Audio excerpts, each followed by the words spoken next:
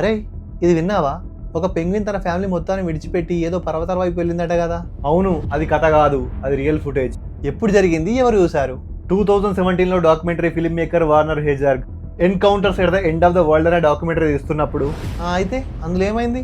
వేలాది పెంగ్విన్లు కలిసి సముద్రం వైపు నడుస్తున్నాయి. సముద్రం వైపు ఎందుకంటే అక్కడే వాడి జీవితం, అక్కడే వాడి ఆహారం, అక్కడే అన్ని ఉంటాయి.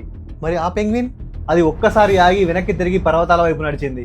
అక్కడేముంది మరి? అక్కడ ఆహారం లేదు, వాటర్ లేదు, అక్కడ ఒకటే ఉంది. అదే గ్యారంటీడ్ డెత్. కానీ అట్లెందుకు వేసిందిరా? దానికైనా పిచ్చా?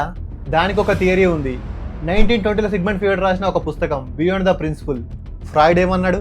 మనిషిలో 2 డిఫరెంట్ ఫోర్సెస్ ఉంటాయి. ఒకటి ఈరోస్, అది మనల్ని బ్రతికించేది, రీప్రొడ్యూస్ చేపిస్తుంది, మనల్ని ఫ్యూచర్ వైపు నడిపిస్తుంది. ఇంకొకటి థనటోస్, ద డెడ్ డ్రైవ్, అన్నింటినీ ముగించేయాలనే ఫోర్స్, మనల్ని డిస్ట్రక్షన్ వైపు నడిపిస్తుంది. అంటే మనం బ్రతకడం ఏదో కోఇన్సిడెన్స్ కాదన్నమాట. అస్సలు కాదు. మనం బ్రతకడం అనేదే ఒక అచీవ్మెంట్. మనం ప్రతిరోజు లేచి మన పనిని మనం చేసుకుంటున్నామంటే మనం అన్కాన్షియస్ గా థనటోస్ ని ఓడించి ఈరోస్ ని ఎంచుకోవడమే. అయితే మరి ఆ పెంగ్విన్ విషయంలో మేబీ తన సెల్ఫ్ అవేర్నెస్ ని కోల్పోయింది, అందుకే థనటోస్ ఇక్కడ గెలిచింది.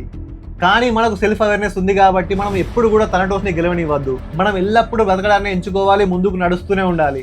ముందుకు నడుస్తూనే ఉండు, ఏదో ఒక రోజు నీకు విజయం ఖచ్చితంగా వస్తుంది.